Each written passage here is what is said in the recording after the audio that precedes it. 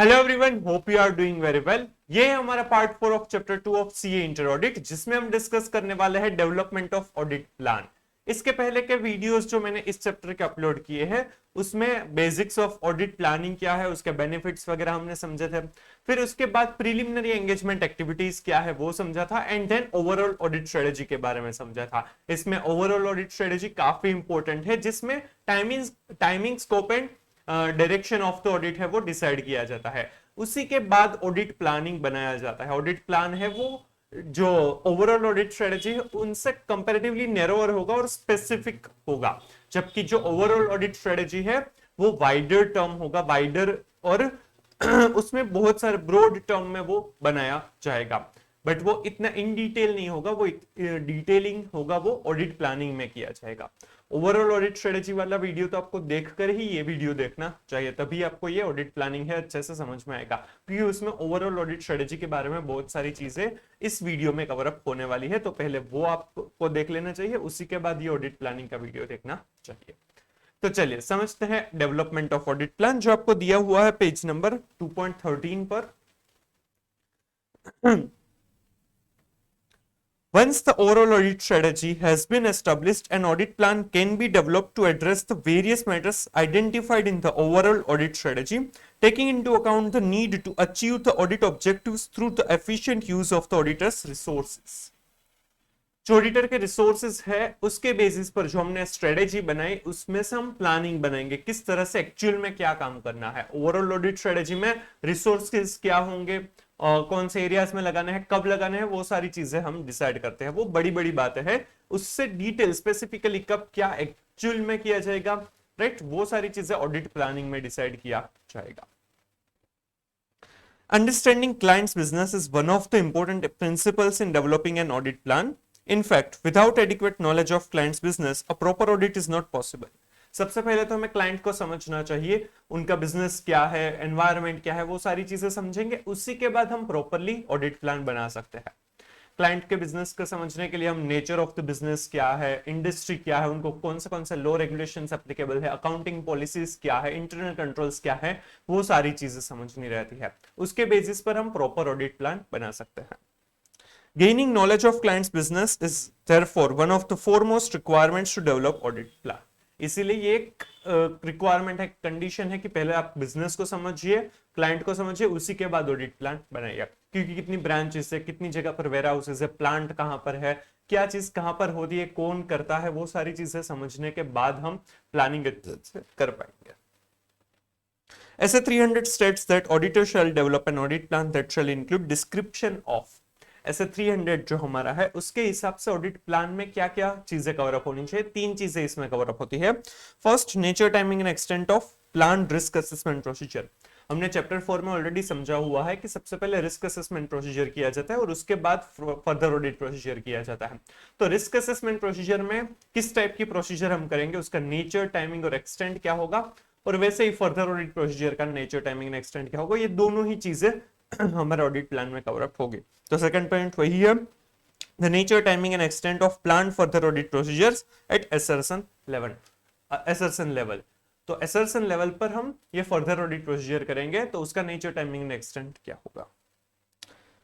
Other planned audit procedure that are required to be carried out so that the engagement complies with SAs, और कोई necessary audit procedure है जो दूसरे standards on auditing है उनके compliance के लिए करनी जरूरी है, तो उसे भी हम यहाँ पर करेंगे।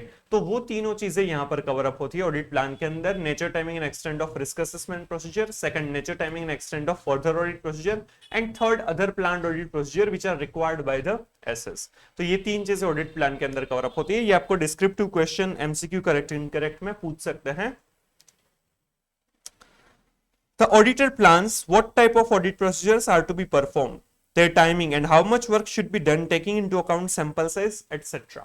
कौन से प्रोसीजर करेंगे, कब करेंगे और कितना एक्सटेंट होगा, सैंपल कितना लेना है, 100% वेरिफिकेशन करना है, क्या करना है, वो सारी चीजें ऑडिट प्लान में कवर अप होती है। The audit plan is more detailed than the overall audit strategy that includes the nature, timing and extent of audit procedures to be performed by engagement team members. Audit plan है वो ज्यादा detailed होगा then overall audit strategy. Overall audit strategy है वो wider है, broader term में है, but वो स्पेसिफिकेशन उसमें कम होगा, बड़ी बड़ी बातें, मोटा मोटी बातें होगी। जबकि ऑडिट प्लान में डिटेल्डिंग होगा कि क्या कब करना है। जैसे कि अगर आप सोच रहे हैं कि आपके पास 2 महीने हैं पढ़ने के लिए, तो आपको 2 महीने में 6 सब्जेक्ट्स अगर कंप्लीट करने हैं तो आप किस तरह से करेंगे? 60 डेज है, राइट? तो ईच सब्जेक्ट आप 10 डेज देंगे। तो ये जो आपने बनाई है ये ओवरऑल ऑडिट स्ट्रेटेजी है। बट अब उसमें क्या करना है, वो 10 दिन में आप कौन सा चैप्टर्स करेंगे, कौन सा चैप्टर्स नहीं करेंगे, कब करेंगे, वो सारी चीजें हैं, वो ऑडिट प्लान मतलब स्टडी प्लान बन जाएगा।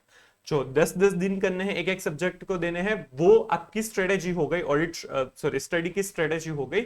और उस 10 दिन में आप ऑडिट में कौन से चैप्टर्स कब पढ़ेंगे, कितना पढ़ेंगे, वो सारी चीजें आपका स्टडी प्लान हो गया। समझ में आ रहा है? तो वो जो ऑडिट प्लान है वो ओवरऑल ऑडिट स्ट्रेटेजी से डिटेल्ड होगा। ये आपको करेक्ट, इनकरेक्ट और एमसीक्यू में पूछ सकते हैं।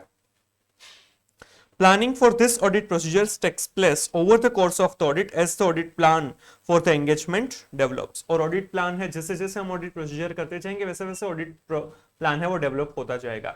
थोड़ा सा हम पहले बना लेंगे, फिर काम भी करने लगेंगे, फिर हमें कुछ चीजें पता चलेगी तो हमारा ऑडिट प्लान है वो रिवाइज भी होगा, अपडेट भी होगा, उसमें कुछ चीजें ऐड भी होती जाएगी। For example, planning of the auditor's risk assessment procedure occurs early in the audit process. However, planning the nature, timing and extent of specific further audit procedure depends on the outcome of those risk assessment procedures. हम पहले risk assessment procedure करते हैं और उसके basis पर further audit procedure करते हैं। तो रिस्क असेसमेंट प्रोसीजर का प्लानिंग बना लेंगे, उसके बेसिस पर फर्दर ऑडिट प्रोसीजर का प्लानिंग बनेगा। तो प्लान हम इनिशियली कुछ प्लान बना देंगे, बट जैसे जैसे ऑडिट प्रोग्रेस होगा ऑडिट प्लान डेवलप होता जाएगा। रिस्क असेसमेंट करेंगे, उसमें अगर रिस्क ज्यादा लग रहा है तो हमारा nature, timing and extent of further audit procedure बढ़ जाएगा, तो उस हिसाब से उसका ऑडिट प्लान बनाया जाएगा। अगर रिस्क कम लग रहा है तो शायद हमारा नेचर, टाइमिंग एंड एक्सटेंट है वो कम हो जाएगा, चेंज हो जाएगा, तो फर्दर ऑडिट प्रोसीजर उस तरह से की जाएगी, उस तरह से फर्दर ऑडिट प्रोसीजर का प्लान बनाया जाएगा। In addition, the auditor may begin the execution of further audit procedure for some classes of transaction, account balances and disclosure before planning all remaining further audit procedures। कई बार ऐसा भी होगा कि कुछ further audit procedure में कुछ चीजों के लिए कुछ प्रोसीजर्स हम स्टार्ट कर देंगे, उसके बाद दूसरी जो रिमेनिंग पार्ट है, रिमेनिंग प्रोसीजर से उसका प्लानिंग बनाया जाएगा। जैसे कि हमने फॉर एग्जांपल परचेस चेक कर लिया, परचेस में कितना सेटिस्फेक्शन है, उस बेसिस पर हम शायद ट्रेड पेएबल्स के लिए कितना ट्रेड पेबल्स में कितना कंफर्मेशन मंगवाना है वो हम सोच सकते हैं। तो ऐसी चीजें हो सकती है कि कुछ प्रोसीजर्स हम स्टार्ट कर देंगे पहले, उसके बेसिस पर रिमेनिंग प्रोसीजर का नेचर, टाइमिंग एंड एक्सटेंट भी डिपेंडेबल हो सकता है। तो ऑडिट प्लान हमने फर्दर ऑडिट प्रोसीजर में थोड़ी सी प्रोसीजर का कर लिया, फिर वो प्रोसीजर कंप्लीट हो जाने के बाद जो रिमेनिंग प्रोसीजर है उसका नेचर, टाइमिंग एंड एक्सटेंट के लिए प्लानिंग बनाया जाएगा, राइट? ये लोग आप भी पढ़ने में ऐसा करते हैं ना कई बार कि फर्स्ट रिवीजन में आप कितना कर रहे हैं, उसमें कितना कॉन्फिडेंस आ रहा है, बेस्ड ऑन दैट आप सेकंड रिवीजन के लिए अपना प्लानिंग बनाते हैं। तो ऑडिट प्लान में भी ऐसा ही होगा, वो एक बार बन गया फिर वो चेंज नहीं होता या फिर अपडेट नहीं होता रहता, ऐसा नहीं होता है, वो भी अपडेट होता रहता है, थोड़े थोड़े टाइम बाद बनते रहता है। एक बार बना लिया खत्म बात, ऐसी चीज नहीं हो। ये ठीक है। टेस्ट योर अंडरस्टैंडिंग के लिए अलग से वीडियो आएगा, पार्ट अलग से बन जाएगा। Relationship between audit strategy and audit plan. Audit strategy और ऑडिट प्लान है वो एक दूसरे से रिलेटेड है, एक में चेंज आएगा तो दूसरे में भी चेंज आएगा। और ये सीक्वेंशियल नहीं है कि पहले चलो ओवरऑल ऑडिट स्ट्रेटेजी बनाई फिर ही ऑडिट प्लान बनेगा। कई बार ऐसा भी होता है कि ऑडिट प्लान में चेंज हुआ, उस वजह से ओवरऑल ऑडिट स्ट्रेटेजी भी चेंज होती है।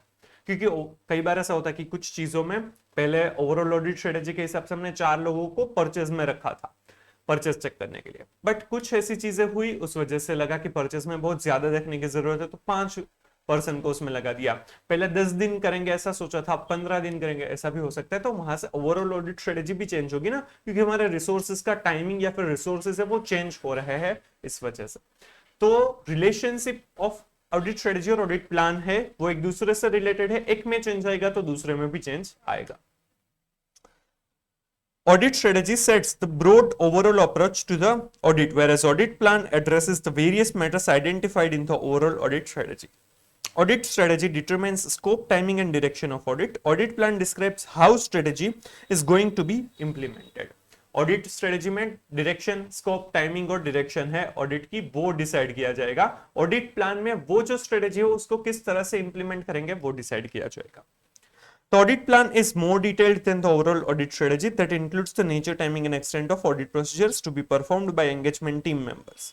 Planning for this audit procedures takes place over the course of the audit as the audit plan for the engagement develops. Simple, ये हमने already समझा हुआ है, वही चीज यहाँ पर दी हुई है। Once the overall audit strategy has been established, an audit plan can be developed to address the various matters identified in the overall audit strategy, taking into account the need to achieve the audit objectives through the efficient use of the auditor's resources. एक बार overall audit strategy बन जाएगी, उसके basis पर audit plan develop किया जाएगा।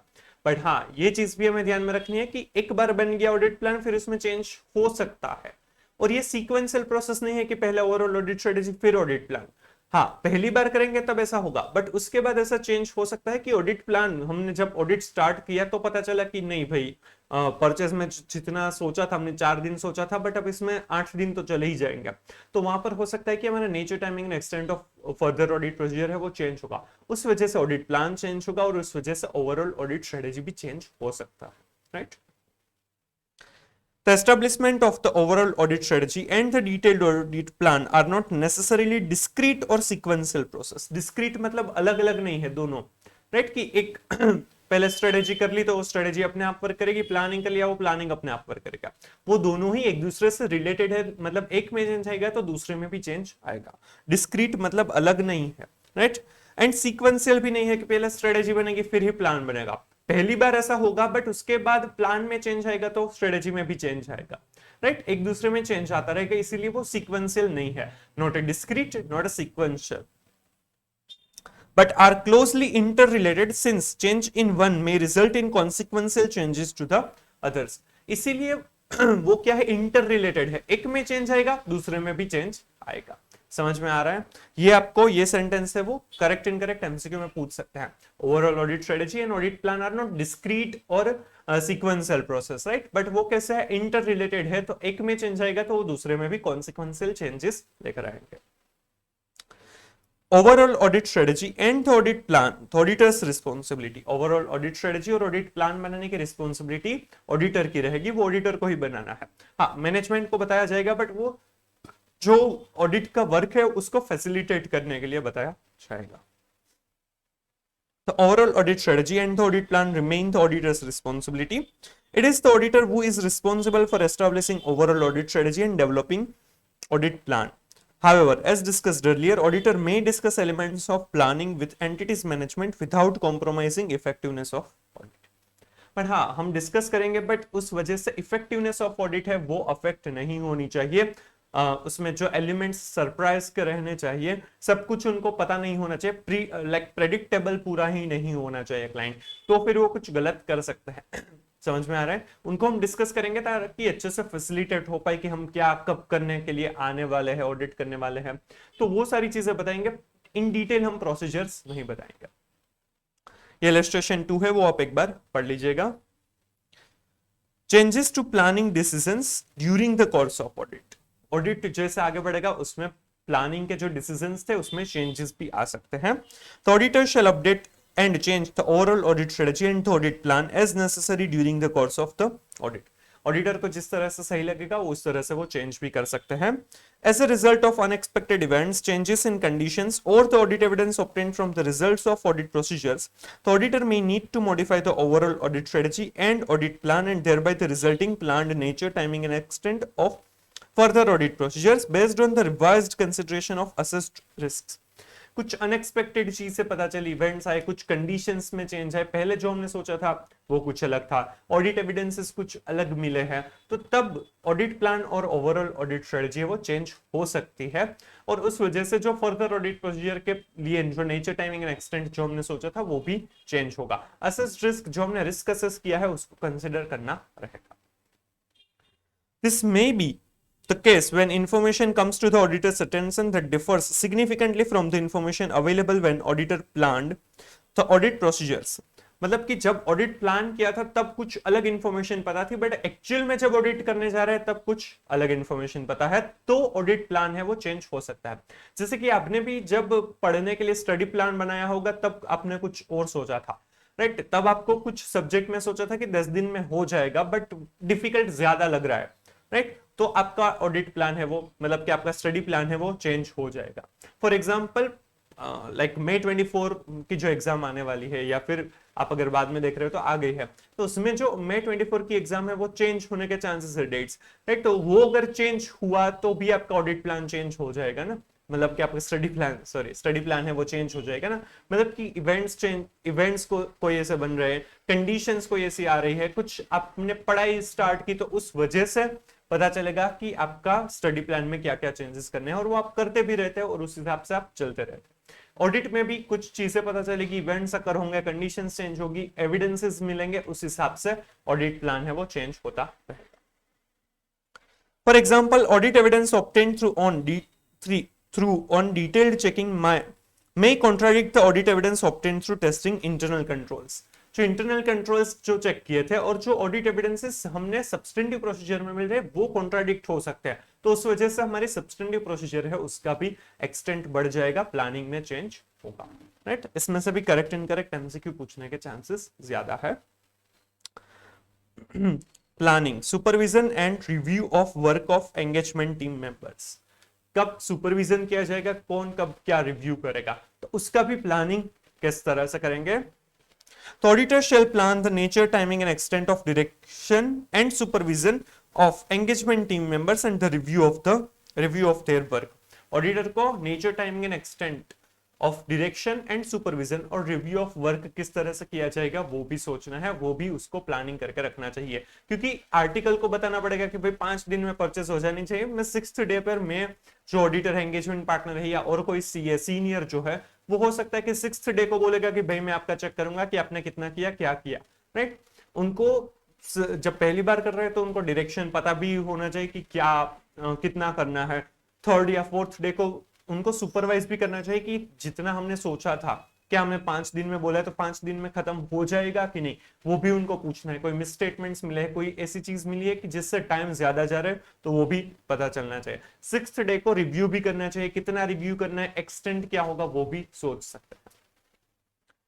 The nature, timing and extent of the direction and supervision of engagement team members and review of their work vary depending on many factors including direction, supervision और review कितना करना है, उसके लिए यहां पर 4 फैक्टर्स दिए हैं, उसके बेसिस पर डिसाइड होगा कि कितने एक्सटेंट तक डायरेक्शन, सुपरविजन और रिव्यू की रिक्वायरमेंट है। First, size and complexity of the entity. अगर बिगर इन द साइज, बड़ी कंपनी है, बड़ा ऑर्गेनाइजेशन है, राइट, तो वहां पर डायरेक्शन, सुपरविजन एंड रिव्यू है उसका एक्सटेंट बढ़ जाएगा। छोटी कंपनी है, छोटा ऑर्गेनाइजेशन है, तो उसमें डायरेक्शन, सुपरविजन, रिव्यू की रिक्वायरमेंट कम हो जाएगी। इवन कई बार तो ऐसे भी कंपनी से ऐसे छोटे क्लाइंट्स भी होते हैं जिसमें एक आर्टिकल भी पूरा ऑडिट कंप्लीट कर देता है, और कई ऑडिट ऐसे भी होती है जिसमें 10 लोग भी कम पड़ते हैं। Complexity of the entity, entity का बिजनेस जो है, उनका नेचर वगैरह, वो सारी चीजें, सिस्टम वगैरह, कितने कॉम्प्लेक्सिटीज है। कॉम्प्लेक्सिटीज ज्यादा होगी तो डायरेक्शन, सुपरविजन और एक्सटेंट भी बढ़ जाएगा। सेकंड, एरियाज ऑफ ऑडिट, कौन से एरिया का ऑडिट अभी चल रहा है, किसमें। कुछ चीजें ऐसी होती है कि कुछ एरियाज ऐसे होते हैं कि जहां पर डायरेक्शन, सुपरविजन के रिव्यू की रिक्वायरमेंट कम होती है, कुछ कुछ चीजों में बहुत ज्यादा होती है। जनरली परचेस सेल अगर नॉर्मल है, उसमें बहुत कॉम्प्लेक्सिटीज नहीं है, तो उसमें कंपैरेटिवली डायरेक्शन, सुपरविजन और रिव्यू कम दिया जाता है। बट कुछ एरियाज ऐसे होते हैं जैसे कि रिलेटेड पार्टी ट्रांजेक्शन है, या फिर कोई प्रोविजनिंग वाली चीजें हैं, तो वहां पर डायरेक्शन, सुपरविजन और रिव्यू ज्यादा लगेगा। Assess risk of material misstatement, risk of material misstatement कितना असेस किया, रिस्क अगर हायर असेस किया है तो वहां पर ज्यादा डायरेक्शन, सुपरविजन और रिव्यू की रिक्वायरमेंट होगी। अगर रिस्क लोअर असेस किया है तो वहां पर जो डायरेक्शन, सुपरविजन और रिव्यू होगा वो कंपैरेटिवली कम होगा। The capabilities and competence of the individual team members performing the audit work, audit work जो कर रहे हैं वो जो टीम मेंबर्स है उनकी कैपेबिलिटीज और कॉम्पिटेंस क्या है, वो कॉम्पिटेंट है, कैपेबल है, एक्सपीरियंस्ड पर्सन है, तो उनको डायरेक्शन, सुपरविजन की रिक्वायरमेंट कम होगी, उसमें रिव्यू कम, उसका वर्क है वो रिव्यू कम किया जाएगा। बट अगर फ्रेशर है, पहली बार आर्टिकलशिप में फर्स्ट ईयर वाला आर्टिकल है, पहली बार ये चीज कर रहा है, पहली बार उस क्लाइंट का ऑडिट कर रहा है, तो वहां पर डायरेक्शन, सुपरविजन और रिव्यू की रिक्वायरमेंट ज्यादा होगी, राइट। तो capabilities and competence of individual team member भी अफेक्ट करता है। तो यहाँ पर 4 फैक्टर है जिसके बेसिस पर direction, supervision and review of audit work है, राइट, उसको प्लानिंग करने के लिए हेल्पफुल हो सकता है। First one, size and complexity of the entity. Second, area of the audit. Third, assessed risk of material misstatement. Fourth, capability and competence of the individual team member. ये आपको descriptive question में पूछ सकते हैं, important है, अच्छे से करके चाहिएगा। Then documentation. The auditor shall document the overall audit strategy, the audit plan, and any significant changes made during the audit engagement to the overall audit strategy or the audit plan and the reasons for such changes. जो overall audit strategy है, audit plan है, और उसमें अगर कोई भी significant changes किए तो वो तीनों ही चीजें ऑडिट डॉक्यूमेंटेशन में होना चाहिए। डॉक्यूमेंटेशन, ऑडिट डॉक्यूमेंटेशन चैप्टर 6 ऐसे 230 में कवर अप किया है, जो ऑलरेडी उसका वीडियो मैंने अपलोड कर दिया है। तो उस हिसाब से ये सारी चीजें हमें डॉक्यूमेंट करनी चाहिए। ये भी आपको डिस्क्रिप्टिव क्वेश्चन में पूछ सकते हैं। The documentation of the overall audit strategy is a record of key decisions considered necessary to properly plan the audit and to communicate significant matters to the engagement team. क्या क्या चीजें हुई है strategy या फिर प्लानिंग वगैरह में, हमने क्या क्या डिसीजंस लिए हैं, उन सारी चीजों को डॉक्यूमेंट करना चाहिए। The documentation of the audit plan is a record of the planned nature, timing and extent of risk assessment procedure and further audit procedures at the assessment level in response to the assessed risk. जो भी हमने risk assessment procedure या फिर further audit procedure का nature, timing and extent जो भी हमने सोचा है उसको ऑडिट प्लान में डॉक्यूमेंट करना चाहिए। It also serves as a record of the proper planning of the audit procedures that can be reviewed and approved prior to their performance. ये जो प्लान बनाया है उसको रिव्यू भी करवाना चाहिए सीनियर से, ऑडिटर से, या फिर और कोई फॉर्म में पार्टनर है उनसे, और उनका अप्रूवल भी होना चाहिए ताकि अच्छे से परफॉर्म हो पाए। तो auditor may use standard audit program and और audit completion checklist tailored as needed to reflect the particular engagement circumstances. Audit program है, इसके बाद हम समझने वाले हैं। तो ऑडिट प्रोग्राम में ऑडिट प्लान से भी ज्यादा डिटेल्ड होता है। कोई एक स्पेसिफिक एरिया जो ऑडिट का है उसमें क्या ऑडिट करेंगे हम, क्या क्या चीजें, क्या क्या ऑडिट प्रोसीजर, किस तरह से सैंपलिंग करेंगे, कितना सैंपल, कितना एक्सटेंट, वो सारी चीजें इन डिटेल ऑडिट प्रोग्राम के अंदर होती है। तो वो जो ऑडिट प्रोग्राम है वो स्टैंडर्ड भी हो सकता है कि सारे ही क्लाइंट्स के लिए ये, बट उसमें कुछ कुछ चेंजेस करने पड़ेंगे क्योंकि ऑडिट प्रोग्राम सभी के लिए एक नहीं हो सकता। वो क्या, किस तरह से, वो हम नेक्स्ट पार्ट में कवर अप करने ही वाले हैं। तो ऑडिट प्रोग्राम जो है वो ऑडिट प्लान के साथ हो सकता है, तो उसको भी डॉक्यूमेंट करना जरूरी है। वो जो क्लाइंट का ऑडिट कर रहे हैं, जो इंडस्ट्री का ऑडिट कर रहे हैं, उसमें जो स्पेसिफिकेशंस रिक्वायर्ड है उसको कंसिडर करके ऑडिट प्रोग्राम होना चाहिए, राइट, चेकलिस्ट वगैरह होने चाहिए, तो वो भी हमारा डॉक्यूमेंटेशन का पार्ट हो जाएगा। A record of the significant changes to the overall audit strategy and the audit plan and resulting changes to the planned nature, timing and extent of audit procedures explains why the significant changes were made and the overall strategy and audit plan finally adopted for the audit.